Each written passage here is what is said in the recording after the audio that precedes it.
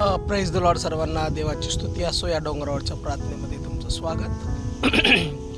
आज पवित्र आत्म्यामध्ये सामर्थ्यामध्ये प्रार्थना करत असताना परमेश्वराचे वचन प्राप्त झालं आणि ते वचन हे आहे की सेवा कार्य जे असतं ते पूर्णतः डिपेंड परमेश्वराच्या आत्म्यावरती आहे. ज्यावेळेस आम्ही पवित्र आत्म्याने भरतो त्याच्यानंतरच परमेश्वर आमच्याकडून त्याची सेवा करून घेतो.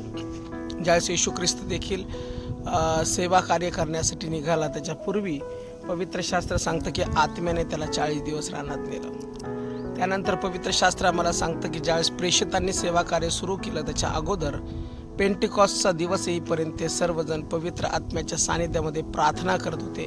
आणि ज्यावेळेस ते प्रार्थना करत होते त्याच्यानंतर पवित्र आत्म्याचं सानिध्य त्यांच्यावरती आलं, सामर्थ्य आलं आणि मग नंतर ते सेवेसाठी बाहेर पडले. आणि पेत्र म्हणतो, माझ्याजवळ सोने रुपये काही नाहीत, पण जे आहे मी तुला देतो, नासरी येशूच्या नावाने चालू लाग.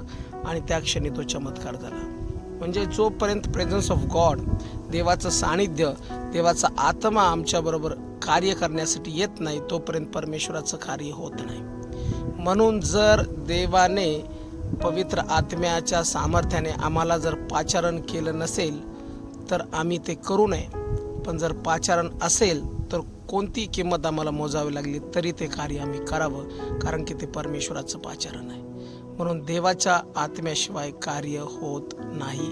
आम्ही पूर्णतः त्याला सरेंडर व्हावं आणि परमेश्वराचं कार्य करावं. प्रभू, जे मला ऐकत आहे, आत्म्याशिवाय कार्य नाही. प्रभू, ज्यावेळेस तू बोलवतोस त्यावेळेस पवित्र आत्मा आमची भेट घेतो. म्हणून परमेश्वरा, जे शास्त्रात लिहिले त्या शास्त्राप्रमाणे एक रिअल खरं पाचारण परमेश्वरा ज्यांना तू करत आहेस त्यांना सेवेमध्ये उभं कर आणि सामर्थ्यशाली कार्य पवित्र आत्म्याचं त्यांच्याद्वारे प्रगट होते. प्रभू येशूच्या नावात आमेन. थँक्यू.